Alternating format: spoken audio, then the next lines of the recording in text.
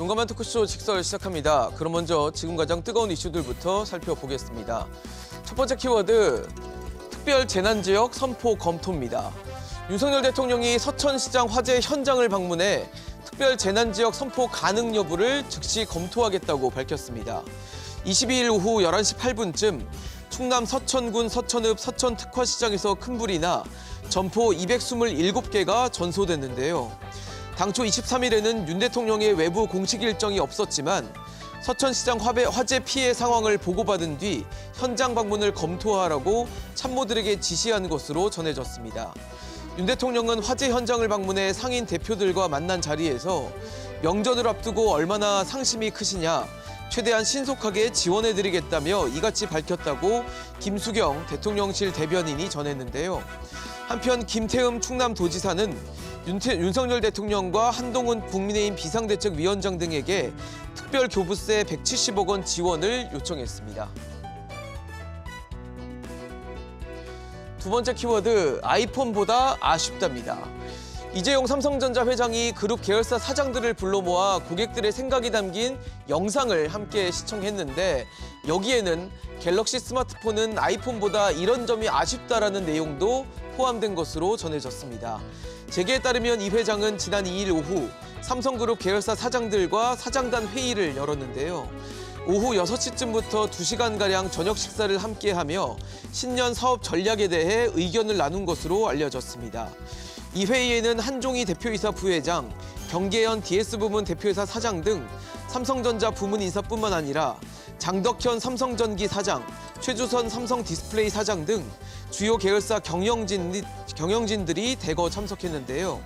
삼성 고객들의 생각과 삼성에 바라는 목소리가 담긴 영상을 다 함께 시청한 뒤 이재용 회장은 고객의 입장에서 생각하는 기업이 돼야 한다고 강조한 것으로 전해졌습니다. 세 번째 키워드, 막말 일상인 삼성바이오로직스입니다. 지난해 직장 내 괴롭힘 의혹으로 직원이 극단적인 선택을 한 삼성바이오로직스에서 괴롭힘과 성희롱이 만연했던 것으로 드러났습니다. 고용노동부는 삼성바이오로직스 인천 송도 본사에 대해 근로감독을 실시한 결과 직장 내 괴롭힘과 성희롱 사례를 다수 적발했다고 밝혔는데요. 전 직원을 대상으로 한 익명 설문 결과 응답자의 55.5%가 직장 내 괴롭힘이나 성희롱을 직접 당했거나 당한 사례를 알고 있다고 답했습니다. 구체적인 사례를 보면 다수의 중간 관리자가 공개된 장소에서 넌 여기 어떻게 들어왔냐는 등 지속적이고 반복적인 폭언과 욕설을 한 것으로 확인됐는데요. 정규직 전환을 기다리는 인턴에게는 합격 여부는 내 손에 달려 있다는 협박성 발언도 했습니다. 또 야근한 직원에게 새벽별을 보러 가자고 하고 실제로 경기도 양평으로 데려간 사례도 적발됐는데요. 삼성바이오로직스는 치정 지시를 즉시 이행하고 재발 방지를 위해 노력할 것이라고 밝혔습니다.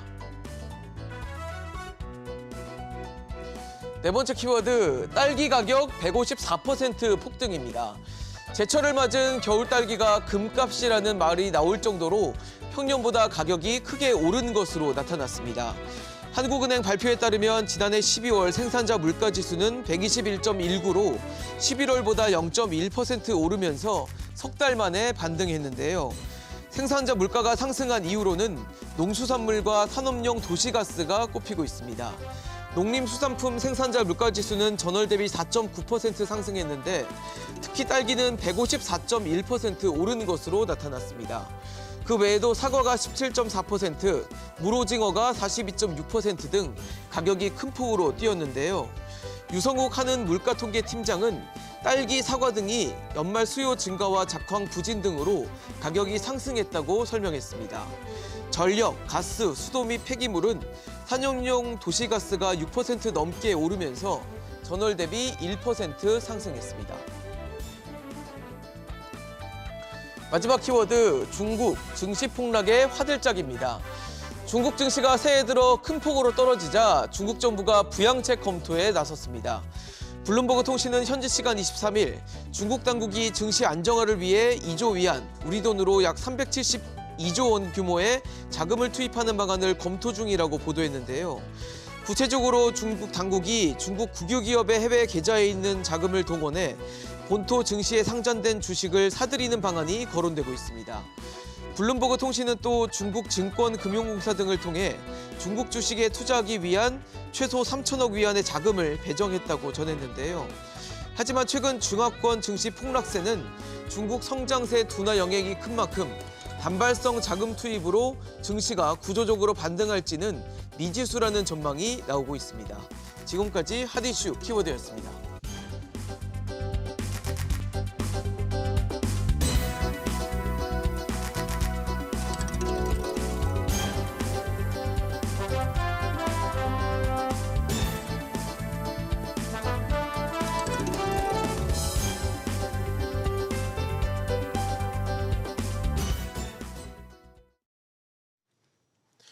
중대재해처벌법이 오는 27일부터 상시근로 50인 미만 사업장에도 적용됩니다. 2022년 1월 27일 본격 시행된 이후 2년간 유예됐던 것이 해제되기 때문인데요. 이로 인해 동네 식당이나 카페도 중대재해처벌 대상이 되자 중소기업뿐만 아니라 자영업자들도 가게를 접으란 소리라며 반발하고 있습니다. 하지만 노동계는 유예기간 2년 동안 뭘 했냐며 당장 시행하라고 맞서고 있는데요. 노동계와 경영계가 평행선을 달리고 있는 중대재해처벌법 갈등 어떻게 접근하면 좋을지 지금부터 짚어보겠습니다. 오늘 함께해 주실 세 분입니다. 서울과학기술대 안전공학과 정진우 교수, 국립한국교통대 안전공학과 김의수 교수, 참 좋은 경제연구소 이인철 소장 나오셨습니다. 안녕하십니까? 예, 반갑습니다. 네, 앞서 말씀드린 대로 27일부터는 중대재해처벌법이 50인 미만 사업장에도 적용이 됩니다. 공장, 또 건설 현장은 물론이고요. 동네 식당, 빵집, 카페, 목욕탕 이런 곳 등에도 적용이 되게 되는 겁니다. 쉽게 말해서 자영업자도 이제 중대재해처벌법의 영향권 안에 들어간다고 볼 수 있는 건데 과연 이게 맞는 것인지 좀 의견을 여쭤보도록 하겠습니다. 정진우 교수님 어떻습니까? 중대재해처벌법이 이제 50인 미만 사업장에도 반영이 되고 그것들에 보면은 자영업자들도 이제 반영이 되고 영향을 받게 되는 건데 필요한 조치라고 보십니까? 일단 먼저 현재 중대재해처벌법 자체가 실효성이 지금 없는 상태에서 52만까지 적용된다고 하면은 그 52만 기업한테는 훨씬 더 많은 부담이 될 것 같습니다. 문제는 실효성이 없다는 겁니다. 많은 부담을 지면서도 재방의 실효성이 없다는 것이 가장 본질적이고 근본적인 문제라고 생각이 됩니다. 그러니까 그동안 사실 50인 이상 사업장에 대해서는 했었잖아요. 예. 그러니까 적용을 해봤는데 별로 실효성이 없더라. 근데 50인 미만에 적용하면 이게 뭐 실효성이 있겠냐 이런 말씀이신 거죠? 그렇죠. 50 이상에 대해서도 사실상 들인 비용에 비해서는 효과가 사실상 거의 전무했다라고 할 정도 오히려 역행하는 즉 부작용이 만만치 않은 상태인데 50인 미만 기업에 이걸 적용을 하게 되면은 그 부작용이라든지 그 폐해는 훨씬 심각할 것 같습니다. 근데 문제는 비용을 들이면서도 엄청난 비용을 들이면서도 재방에 오히려 부정적 효과를 낼 수 있다는 것이 가장 큰 문제라고 생각합니다. 중대재해를 막지 못했다라고 보시는 거군요. 그렇죠. 예, 이게 가성비가 매우 떨어진다는 가성비가 겁니다. 떨어진다. 김은수 교수님 어떻게 보십니까? 예, 뭐 정진영 교수님 좋은 말씀 해주셨는데 글쎄 50인 이상 지금 사업장에 됐을 때 실효성이 있냐 없냐에 대한 문제에 대해서 뭐 굉장히 논쟁이 많은 것 같습니다. 왜냐하면 데이터상으로 봤을 때 지금 데이터를 어떤 시점부터 어떤 기간에 데이터를 사용하느냐에 대해서도 각각 어떤 그 강행하고자 하는 쪽 그리고 유예를 주장하는 쪽에서도 굉장히 좀 데이터 가지고도 여러 얘기가 많은 것 같은데. 일단 지금 유예를 주장하는 측의 입장을 보시면은 일단 50인 미만 사업장이 좀 준비가 안 돼 있다. 즉 뭐 인적인 부분이나 예산적인 부분이나 조직적인 부분에서 준비가 안 돼 있고 또 법적 내용을 정확하게 잘 모르고 있다라고 하는 부분. 그리고 아까 이제 정준희 교수 말씀하신 것처럼 이상 사업장을 적용해 보니까 실효성이 그렇게 없더라라는 부분에 대한 부분이고 강행을 주장하는 쪽에 또 이거는 50인 미만 사업장이 대부분의 사업장의 80% 정도의 포션을 차지하고 있고, 네네. 그리고 그 사업장에서 또 모든 재해가 집중되어 있다라는 것을 계속 주장을 하고 있으시잖아요. 그래서 제가 보기엔 좀 전체적으로 여러 측면에서 좀 검토가 필요한 것 같습니다. 근데 시간이 얼마 없잖아요. 근데 이제 시행이 만약에 된다고 하면 예. 당장 유예가 되지 않으면 지금 말씀하신 것처럼 이제 동네 빵집이라든지 예. 식당 또 목욕탕 즉 이제 5인 이상 그렇죠. 50인 미만 사업장에서는 바로 적용이 되니까 굉장히 좀 뭐 여러 측면에서 봤을 때 혼란이죠. 다 혼란이 있을 수가 있다고 볼 수가 있죠. 예, 맞습니다. 예. 그렇군요. 인천 소장님 어떻게 보십니까? 글쎄 이게 아마 이제 돌이켜 보면 2018년에 이제 김용근 씨 사망 사건을 계기로 만들어진 게 이제 중대재해법이잖아요. 예. 아마 이제 당시에는 이제 태안발전소의 이제 하청 노동자였어요. 네, 대기업 맞습니다. 계열사에 위험에 외주하라고 해서 굉장히 이제 화제가 됐었는데 네. 이렇게 이제 안전사고 의무를 이제 소홀한 이제 이 기업주 그리고 사업주 경영 책임자한테 이제 굉장히 이제 징벌적 성격으로 1년 이상의 징역형이나 10억 원 이상의 벌금형이에요. 근데 그게 어쨌든 지금은 이제 27 이전까지는 50인 이상 사업장 그리고 공사장의 경우에는 50억 원은 넘어가는 공사 규모, 대형 사업장에 이제 집중돼 있었다면 지금부터는 말씀하셨던 것처럼 5인 이상 사업장이라고 하면 사실은 뭐 동네 빵집도 네. 뭐 5인 이상 대부분 해야 되고요. 뭐 하물며 이제 이 프랜차이즈 치킨집을 하더라도 배달기사를 포함하게 되면 5인 이상 사업장을 꾸려야 되거든요. 근데 이런 분들이 사실상 이 기준에 맞춰서 사실은 뭐 내가 대상이 된 줄도 몰랐다라는 분들도 계세요. 그렇죠. 예, 내가 뭐 하물며 이제 뭐 모텔이라든가 아니면 이런 이제 이 목욕 사업장도 이제 청소 부원을 꾸리게 되면 5명이 넘다 보니까 이런 분들은 당사자들조차도 잘 몰랐다. 물론 시행 시점이 2020 이제 2년 이었죠. 1월이었기 때문에 만 2년이 채 안 됐어요. 그러니까 그 사이에 대형 사업장만의 결과를 놓고서 이제 이 반추하기는 좀 어려운 것도 사실입니다. 데이터가 워낙 이제 들쑥날쑥하기도 하고요. 그럼에도 불구하고 지금 이 굉장히 그 당장 27일까지는 2년 유예에 대해서도 여야 간 이제 팽팽하게 기싸움을 하고 있는 상황이어서 사실은 이건 곧 결국 비용의 문제이거든요. 산업안전관리사를 또 채택을 하고 안전관리 있는 그 시간과 비용의 문제인데 이걸 과연 이런 영세 소상업자들한테 떠넘길 수 있느냐 현실적으로 굉장히 좀 어려운 부분이 많다는 겁니다. 이게 부연 설명을 하면은 네네. 50 미만 기업에 대해서는 어떤 산재 예방을 위한 안전보건 조치에 의무화하는 법이 없었던 게 아닙니다. 이미 산업안전보건법이 산안법에. 이 네. 오래 전부터 예. 50 미만 기업에 대해서도 사업장에 대해서도 적용이 돼 왔습니다. 지금 그런데 현실은 50 미만 기업은 산업안전보건법조차도 제대로 지키지 못하고 있습니다. 그러니까 그거부터 제대로 지키는 것이 급선무인데 네네. 그것은 어떻게 보면 내팽개치고 중대재해처벌법이라는 것이 하나가 더 옥상옥으로 생김으로써 이 산재 예방의 오히려 실효성에 더 찬물을 끼얹는 그런 결과가 발생할 가능성이 매우 높다는 거죠. 그러니까 기본에 충실해야 하는데 기본은 내팽개치고 어렵고 그게 힘들고 하다고 해서 그것은 관심에서 이게 어떻게 보면은 내팽개치고 새로운 정말 엄벌을 무기로 한 중대재해처벌법을 적용한다는 것이 그게 어불성설이라는 겁니다. 사실 산업안전보건법, 산안법이 있었는데도 그동안 뭔가 잘 안 지켜지고 그것조차도. 그리고 사망사고나 이런 것들이 계속 발생하다 보니까 이제 중대재해처벌법을 통해서 우리가 그런 안타까운 사건을 좀 없애보자라는 취지로 시작을 하긴 했는데 지금 말씀을 주신 거 보면은 그런 일은 계속 발생을 하고 있고 그리고 산업안전보건법조차 잘 안 지키고 있는 곳이 많은데 과연 중대재해처벌법이라는 처벌을 무기로 한 법이 과연 제일 지켜질 수 있겠냐라는 거잖아요. 그러니까 그걸 좀 산업안전보건법을 더 충실히 하고 제대로 집행되게끔 하는 것이 그게 더 우선적인데 그게 급한데 그거에 대해서는 관심은 이제 멀어지고 오히려 처벌만 굉장히 이제 관심에서 부각되는 그런 상당히 안타까운 현실이 유예가 있습니다. 필요하다 보시는 거겠네요.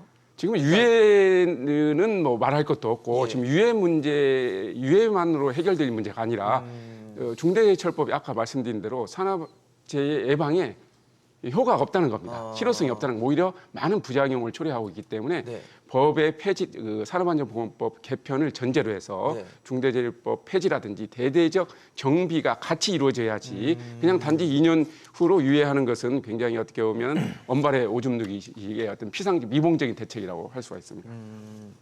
김 교수님, 사실 아까 인 소장님도 말씀을 주셨지만 자영업자분들이 우리도 중대재해처벌법에 들어가요라고 말씀하시는 분들이 상당히 있대요. 근데 사실 자영업 영역에 가보면 뭐 뜨거운 물을 쓰는 것도 있을 거고 기름을 쓰는 것도 있을 거고 또 장비가 아무래도 이제 기계를 쓰는 것들이 많으니까 그런 사건 사고가 발생할 수 있는 개연성은 있단 말이에요. 그러다 보니까 이제 이런 걸 통해서 사고를 좀 막아보자는 취지인데 준비는 안 돼 있다라고 봐야 될까요? 그러면? 아까 이제 말씀하신 것처럼 그 산업안전보건법 우리가 지금 이제 그 전 단계에 계속 지켜서 이제 기준으로 내세우고 해왔던, 있는 부분인 이제 산업안전보건법 자체가 있었는데 그럼에도 불구하고 중대재해처벌법이 들어서게 된 계기는 잘 아시는 것처럼 이제 경영자 핵심 키워드로 말씀드리면 경영 책임자에 대한 어떤 의무를 네. 예, 강요하는 거죠. 예. 그리고 또 이제 그걸 위해서 중대재해처벌법에서 얘기하는 가장 핵심은 안전보건 체계를 구축하는 부분에 대한 것을 제의를 하고 있습니다. 제의를 하고 있고 또한 지키지 않을 시에 이제 처벌을 기존보다 산업법보다 훨씬 강화하는 부분에 대한 것을 제시하고 있는데 이 취지가 과연 지금 영세업자 50인 미만의 영세업자에 맞느냐라고 하는 부분은 그러니까요. 적절한가 하는 부분은 좀 따져봐야 될 부분이 있다. 즉 저 개인적인 생각으로는 어쨌든 필요는 하지만 중처법이 필요는 하지만 그 대상이 온 시작 자체가 이제 영세한 업체의 어떤 사고 예방보다는 아까 뭐 처음 시작 자체가 어쨌든 태안 발전소에서 화력발전소에서 일어난 것처럼 굉장히 대기업이라든지 어떤 그 경영자가 사회적 책임을 안전 책임을 져야 되는데도 불구하고 지지 않는 정도의 기업, 즉 우리가 흔히 말하는 어떤 대기업이죠. 네. 보면 그런 차원에서 시작이 된 거기 때문에 이 적용을 과연 같이 할 수 있느냐, 같은 자체를 놓고 적용을 해야 되느냐 하는 부분은 제가 보기에는 좀 많은 고민이 필요하다고 그렇게 생각이 되어집니다. 네. 소장님, 아까 말씀 주셨잖아요. 비용의 문제일 수 있다. 이런 것들이 어떤 비용이라는 건 사실 규모와도 비례해서 또 쓸 수 있는 비용들이 생기는 걸 텐데 그렇다면 대기업에는 뭐 장비를 갖추고 안전을 위한 시설을 갖추고 하라고 할 수 있다고 쳐도 중소기업 그리고 그거보다는 더 영세한 자영업자에게 장비를 갖추고 비용을 써서 너는 이걸 해라라고 과연 강요할 수 있는가? 이 문제는 어떻게 봐야 될까요? 맞습니다. 지금 중대재해법상 이제 이 처벌 대상이 사망자가 나타났거나 2명 이상의 중상자가 발생할 경우거든요. 네네. 근데 지금 사고 현장, 중단 재해 현장을 보게 되면 건설 현장이 가장 많아요. 건설 현장이 가장 많고요. 그다음에 주물하는 이제 굉장히 쇠를 다루거나 기계를 다뤄야 되는 곳들, 그다음에 열처리 화학 공장들, 그다음에 사실은 제빵 공장에서도 나타났어요. 맞습니다. 그럼 이제 그 알바생들이 괜히 끼임 현상으로 끼어서 기계에 끼어서 이제 숨지는 안타까운 일들이 있다 보니까 사실은 이제 50인 미만 중소기업의 경우에 근로자들의 행태를 보게 되면 대부분 젊은 사람이 없습니다. 그러니까 대부분 50인 미만 중소기업의 경우는 외국인 근로자, 그다음에 인력난으로 굉장히 고령자들이 주로 있어요. 그러면 젊은 사람들에 비해서 민첩성도 떨어지고 외국인 근로자와의 어떤 의사소통에도 문제가 생기기 때문에 아무리 이제 이 안전 수칙을 위해서 안전 설비를 더 강화하고 교육을 시킨다 하더라도 사실은 이 안전 사고의 한 70% 이상은 안전 수칙 미준수에 있거든요.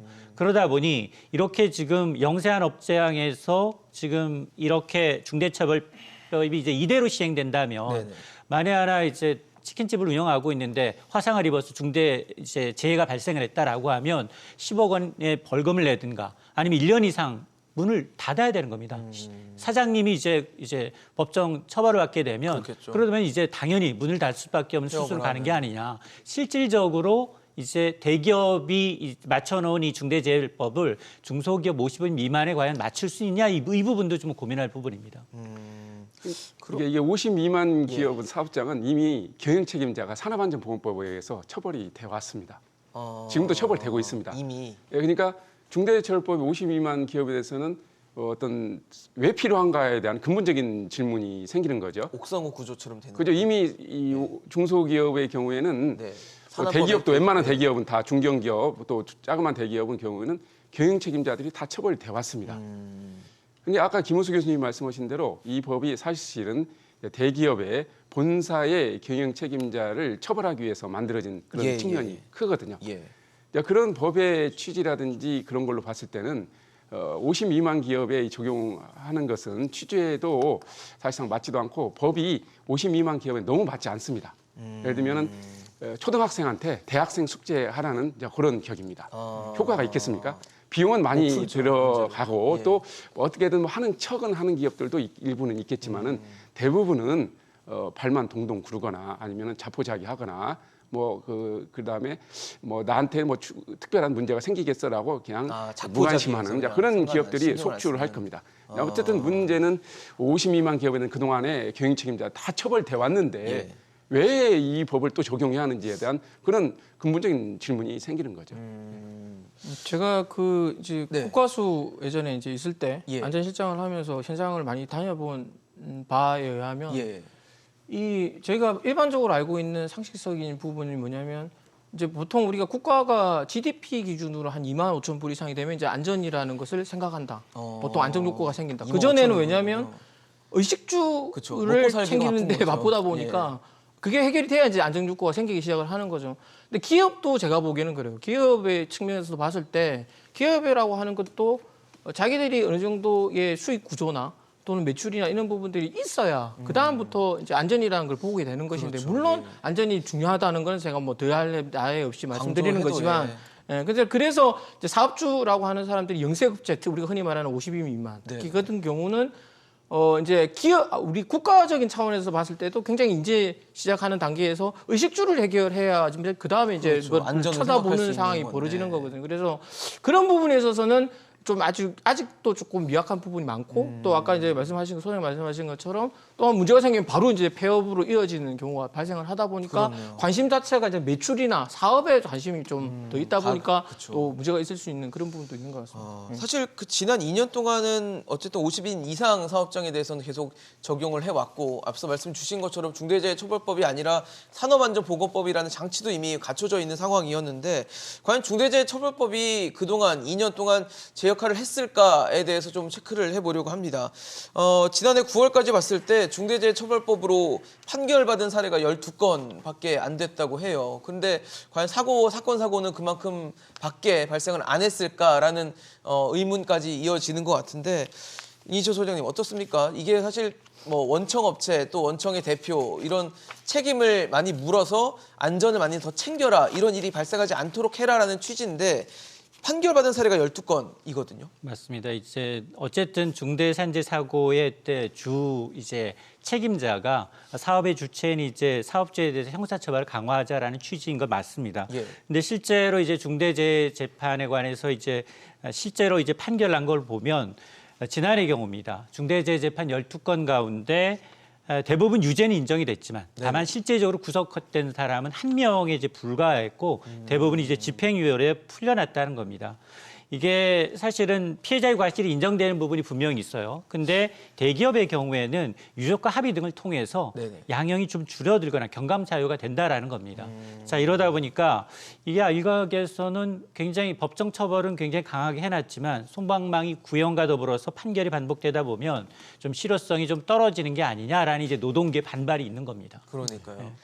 이게 대기업의 원래는 이제 대기업의 아까 말씀 대기업의 경영 책임자를 처벌하고자 하는 취지인데 지금 12건 다 중소기업입니다.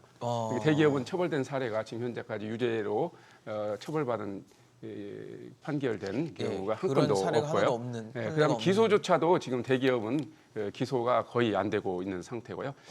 즉 중소기업 특히 그 중소기업 중에서도 좀 소기업에 해당되는 데 예. 처벌이 이제 집중이 되고 있고 그리고 또 사실상 엄밀히 따지면은 이게 수사기관들의 자의적인 법 집행하고 네네. 그다음에 자의적인 판결이 굉장히 많습니다. 왜냐하면 법 자체가 굉장히 애매모호하고 그야말로 이연령 비연령으로 규정돼 있다 보니까 애매모호하다는 거죠. 도대체 네. 누가 무엇을 어떻게 할지를 알 수가 없다는 코액으로 거죠. 코버리고, 이게 그래서 예방 효과가 없는 겁니다.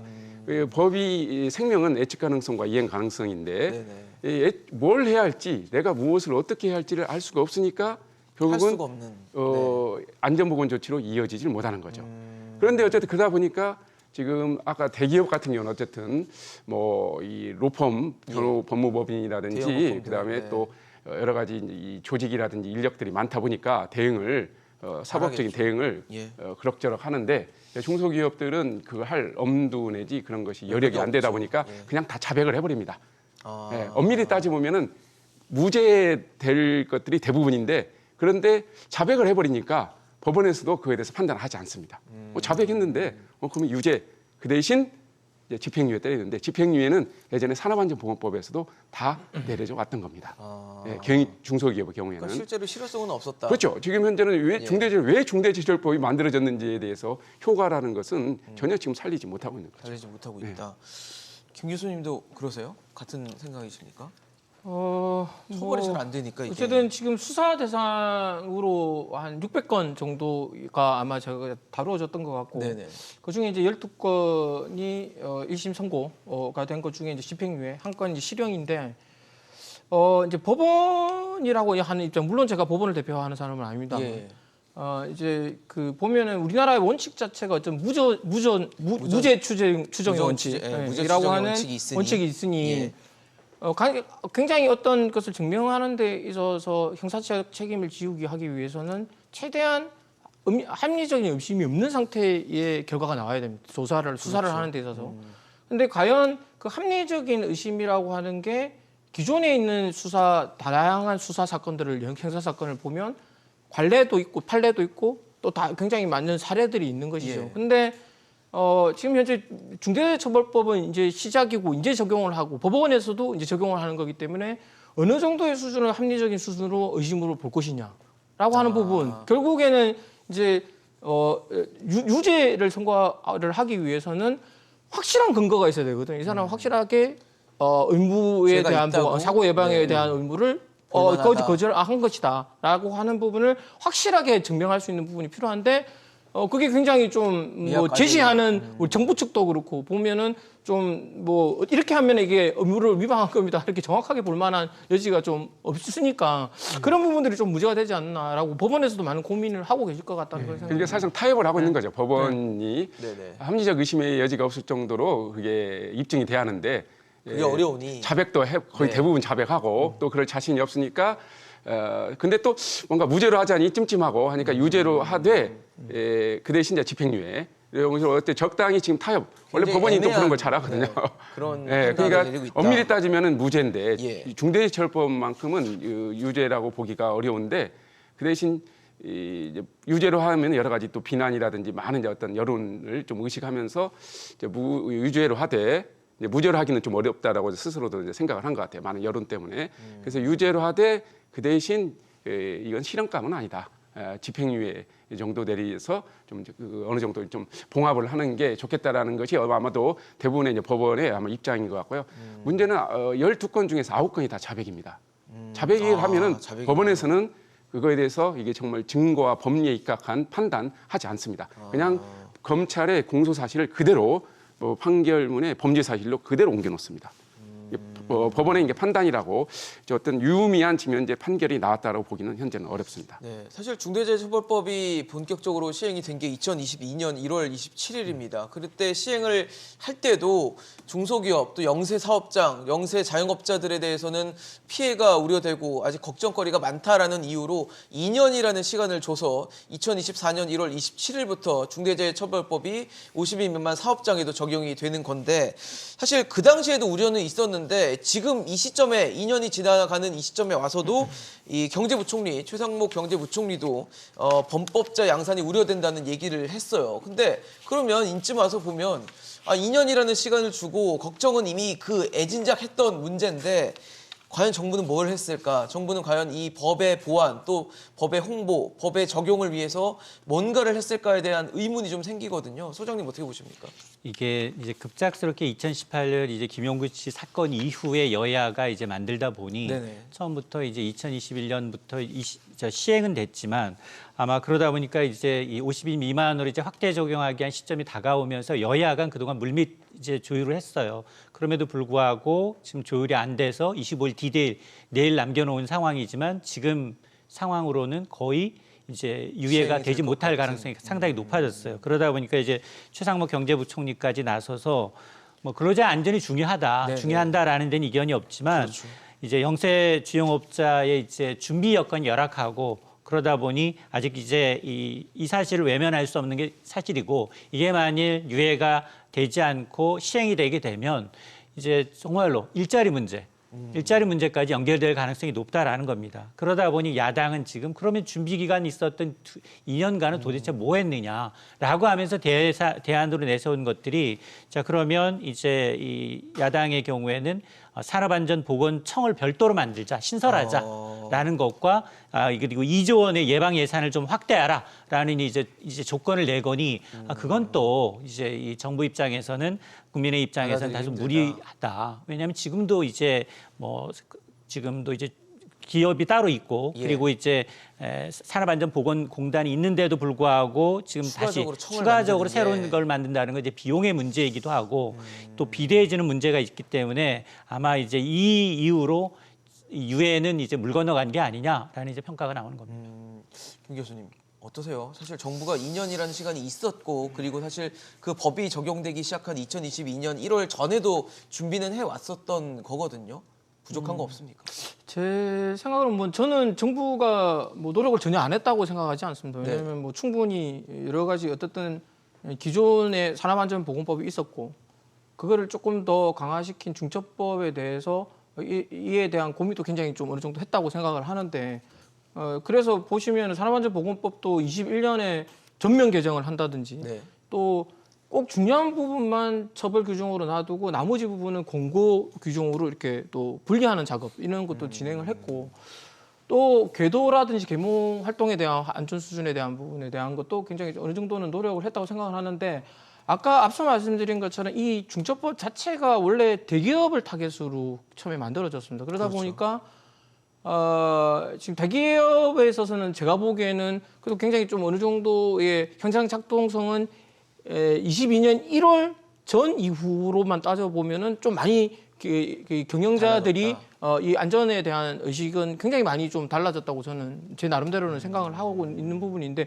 물론 시간 자체가 지금 현재 2년밖에 안 지났기 때문에 그걸 어느 정도 평가하기에는 좀 짧은 시간이지만 어쨌든 정부도 많은 노력을 하고 있다고 하지만 지금 이제 50인 미만을 생각해 봤을 때 지금 아까 말씀드렸던 것처럼 대기업하고 중소기업하고 같은 잣대를 놓고 같이 볼 수 있느냐라는 부분은 또 한번 생각을 해봐야 될 것 같다는 생각이. 그 부분과 관련해서는 여야 쪽에 다 문제가 있는 것 같습니다. 그러니까 여당 쪽은 이게 아까 말씀대로 유예 문제로 해결될 게 아니라 이 법 자체가 특히 중소기업에는 적용돼서 이 실효성을 거둘 수 없는 그런 것에 착안을 해서 일찌감치 법 개정안을 원래 약속을 했었거든요. 작년에 법 개정안을 만들기로. 근데 그것을 안 했습니다. 그러니까 법 개정안을 안 하다 보니까 결국은 이제 유예 문제는 유예하느냐 마느냐만의 문제로 좁혀진 거고요. 그다음에 또 민주당 쪽도 상당히 문제가 있습니다. 왜냐하면 이제 민주당 쪽에서도 우리가 어떤 법인 처벌이 목적은 아니지 않습니까? 예방의 실효성이 목적인데 예방의 실효성은 따지지도 않고 무조건 중대재해법은 좋은 법이다라는 그런 엄벌은 곧 정의다라고 하는 도그마에 빠져서 그냥 무조건 이건 적용해야 한다. 조금이라도 손대는 것은 이건 악이다라는 굉장히 그 어떤 이념적인 접근을 한 그런 잘못도 있는 거고요. 그다음에 산업안전보건청의 경우에도 사실 민주당에서 이번에 조건을 내걸었는데 약간은 그것은 어불성설입니다. 왜냐하면 산업안전보건청은 이미 중대재해법 시행이 직후에 2023년 1월에 산업안전보건 설립한다고 이미 민주당에서 발표했었습니다. 청을 설치한다고요? 네, 산업안전보건청을 설립한다고 이미 진작에 이렇게 대국민 약속을 한 적이 있습니다. 근데 안 했어요. 그다음 집권 당이었었는데 그걸 한다라고 대국민 약속까지 엄연히 대대적으로 홍보했습니다. 아마도 인터넷에도 지금도 찾아볼 수가 있는데요. 그런데 아무 이행을 안 했어요. 그러고 나서 이제서 가져오냐? 이제서 와서 또 이것을 마치 지금 현재 정부의 책임인 것처럼 하는 것은 굉장히 이건 책임을 전가하는 거라고 볼 수 있고, 그다음에 여당은 정책 기능이 없는 것 같습니다. 산업안전보건청이 과연 이게 인력이라든가 어떤 예산이 증가하는 게 아닙니다. 그러면 그 산업안전보건청이 정말 이게 산재 예방 효과가 있는지 없는지, 그다음에 그게 인력과 예산에 대해서 어떤 증가를 수반하는지에 대해서 면밀히 따지고 그거에 대해서 판단을 대응을 해야 하는데, 청을 만들면 인력이나 비용이 들어가는 거 아닙니다. 지금도 이미 청을 만들기 전에도 이미 우리나라는 지난 5년간 산안제 예방 감독 관수를 2.3배로 늘렸고요. 예, 예. 그래서 지금도 800이 넘는 숫자고요. 네네. 산업안전공단을 직원을 700명이나 늘렸습니다. 네. 2,000명이 넘습니다. 아, 그럼 거기서 그걸 두 개를 일부- 합하면은 네. 이미 산업안전보건청을 만들고도 남습니다. 아, 만들 수는 있다. 우리나라 비용이나 인력이 추가적인 지금 비용이 미국은 없어도. 청이거든요. 미국이라든지 영국은 산업안전보건청으로 됐는데 거기는 지금 인력이 우리보다도 오히려 근로자 10,000명당 보면은 우리보다 훨씬 적습니다. 그럼 공단을 청으로 승격시키는 뭐 이런 부분에 아니죠, 대한 합해야죠. 그러니까 이제 네, 그것을 합쳐서, 합치면서 예, 점진적으로 덩치를 키우고 조직화시키는, 예, 예. 이제 그런 식으로 하면은 인력이라든가 예산을 늘리지 않고도 가능하다. 어떤 산재 예방의 전문성을 확보할 수가 있는데 지금은 이렇게 인원이 많고 예산이 선진국 미국에 비해서 8배가 많습니다. 근로자 10,000명당. 그다음에 일본에 비해서도 거의 4배가 더 많습니다.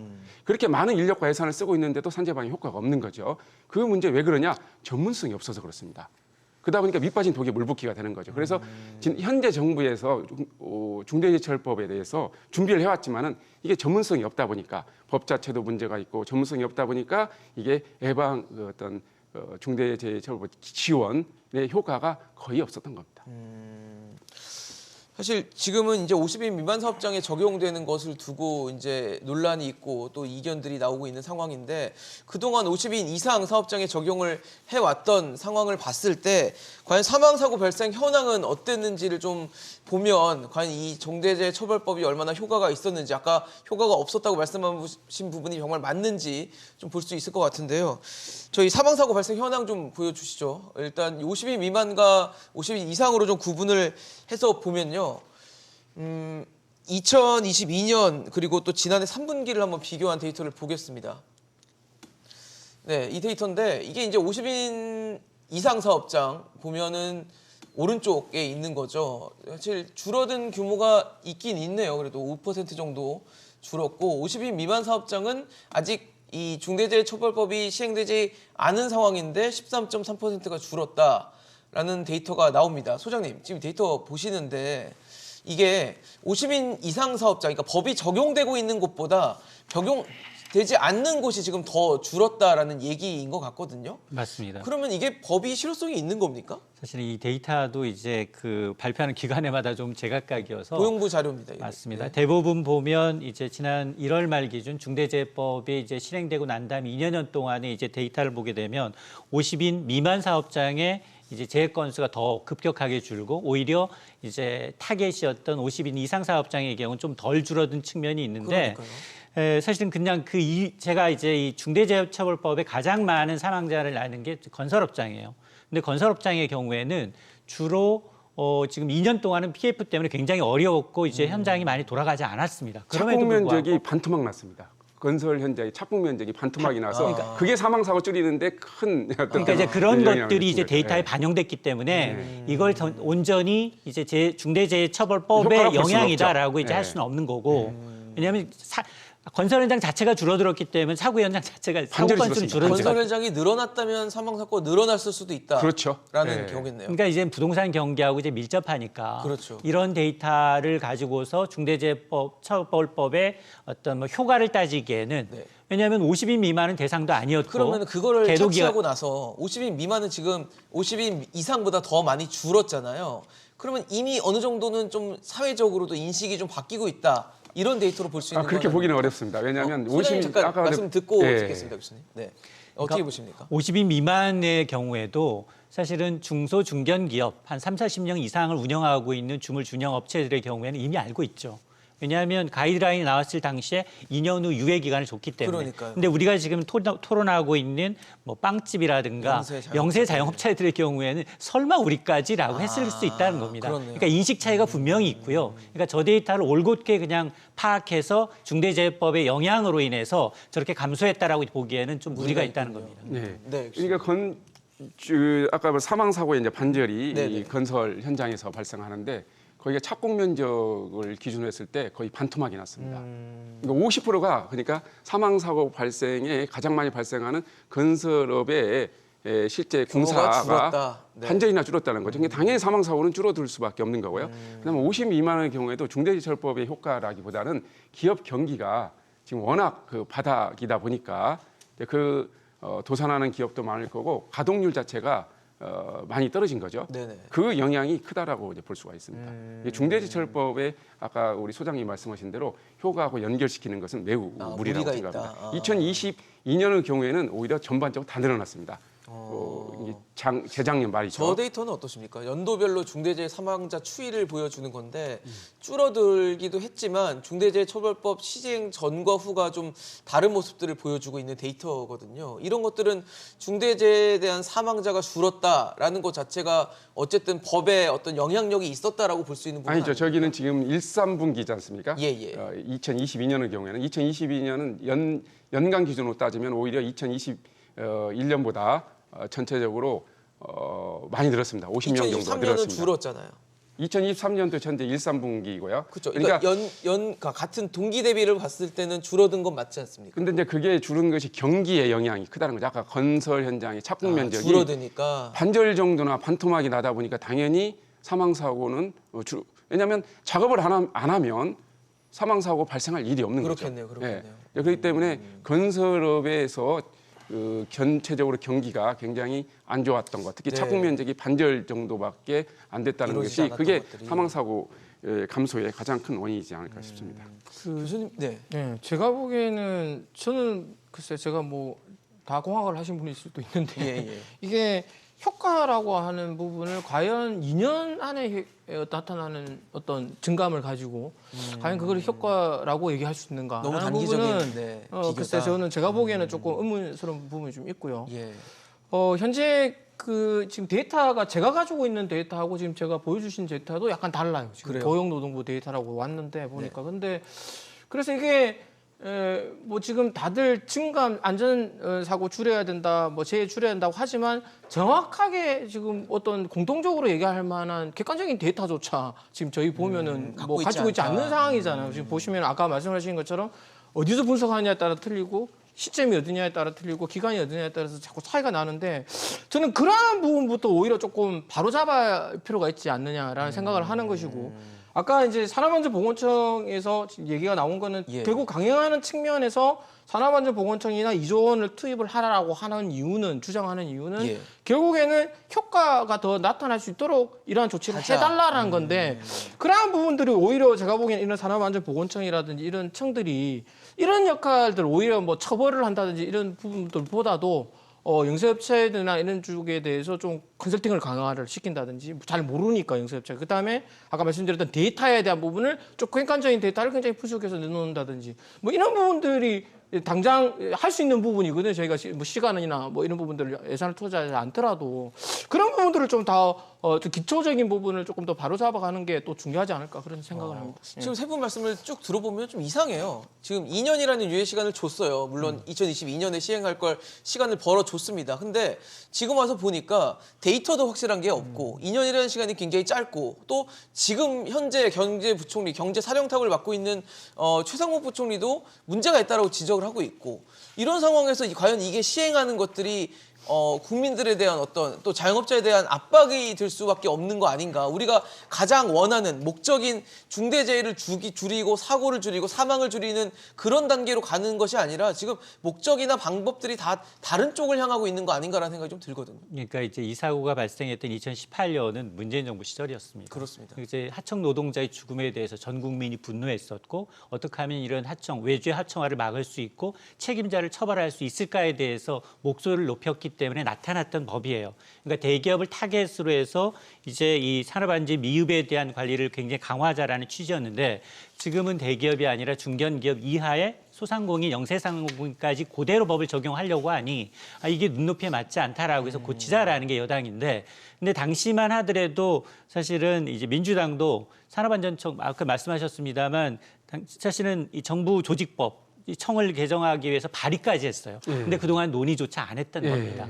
그러다 또 이제 지금 사실은 이 문제는 노동자의 안전을 더 초점에 둘 것인가 아니면 이제 노동에 특히나 이제 취약한 영세 소상공인의 편을 들 것인가의 문제인데 총선을 앞두고 이제 이 야당은 오히려 이제 노동자 쪽으로 이제 턴한 느낌이 들고 오히려 이제 정부 여당 쪽은 이제 소상공인의 입장을 대변하는 것으로 왠지를 해서 이게 좀 중점을 찾아서 사고 예방이며 그리고 앞서 얘기했습니다만 대기업에 맞춰놓은 이 틀을 어떻게 하면 중소 중견기업으로 맞추면서 안전 예방에 좀 교육을 쓰고 초점을 맞춰줘야 되는데 오히려 사고 난 다음에 처벌 쪽에 더 강화를 두자라는 이런 것으로 이제 이 초점이 맞춰지다 보니까 이게 지금 이 산으로 가고 있는 겁니다. 논의가. 목적이 변질되지 않으려면, 그러니까 사망 사고가 없어야 되고 중대재해 사고가 없으려면 뭐가 필요하다고 보십니까?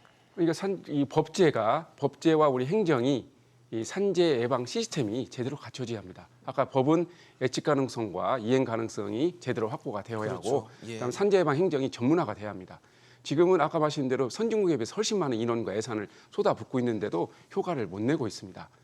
이게 중대재해처벌법이 지금 어떻게 보면 지난 6년간 인력과 예산이 2.3배 늘어나고 2.3배도 사실상 인원을 따지면 거의 3배 이상 늘어난 거죠.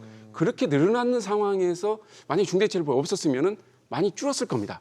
근데 그렇게 많이 인원과 예산이 늘어났는데도 중대재해처벌법에 대해서 효과가 거의 없다라는 것은 오히려 중대재해처벌법이 이 산재 예방의 실효성에 있어서는 부정적인 오히려 안 좋은 영향을 미치고 있는 거 아닌가라는 그런 합리적 의심을 할 수가 있는 거고요. 그래서 제발 정치권이 아까 소장님께서 말씀하신 대로 산재 예방에 초점을 맞춰서 논의를 해야지 표 계산만 해서는 안 된다라고 저는 생각이 됩니다. 알겠습니다. 오늘 말씀 여기까지 듣도록 하겠습니다. 지금까지 정진우 교수, 김의수 교수, 이인철 소장과 함께했습니다. 오늘 용감한 토크쇼 직설 여기까지입니다. 함께해 주신 여러분 고맙습니다.